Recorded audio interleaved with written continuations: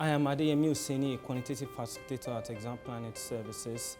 I train people for quantitative aspects of exams such as GRE, GMAT, and SAT.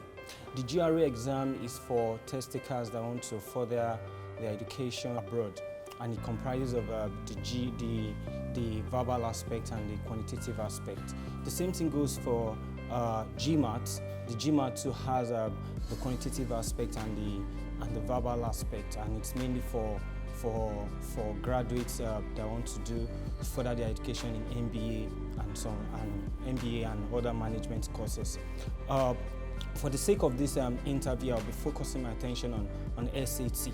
The SAT also has the verbal aspect and the quantitative aspect. 36 ADEDAYO House, Lagos-ABEOKUTA Expressway.